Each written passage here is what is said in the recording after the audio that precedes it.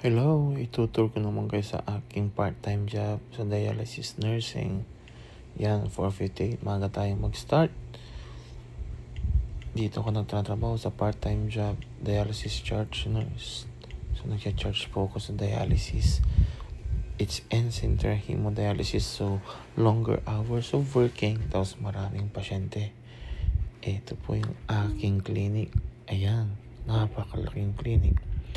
Pasok na tayo. Yan, kinukuhanan ko, walang mga pasyente. Yan yung clinic ko.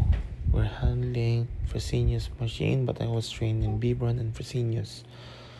Yan, wala nang tao dyan kasi nung kinuhanan ko yan, pauwi na ako. Chine-check ko yung aking front desk kung may mga pasyente pa before I leave kasi ako yung charge nurse, I will be the closer. I'm working with a lot of good PCTs.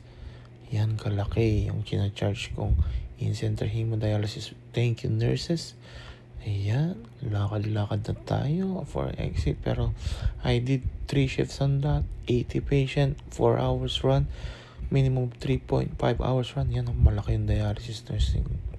Yan ko, yan ang mga machine. Fresenius machine. Yan ang aking part-time dito sa Amerika. Magandang mag-part-time dyan. Longer hours, nice pay. Yeah. Oops. Exit na tayo.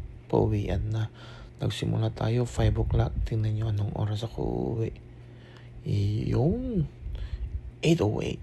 Diba? Okay na isang araw na duty. May pambili na ng ham. May pambili ng pagkain sa Amerika.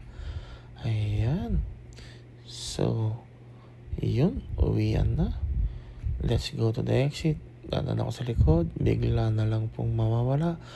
Subscribe. Thank you for subscribing, Nurse Totoy. Keep on subscribing. Bye!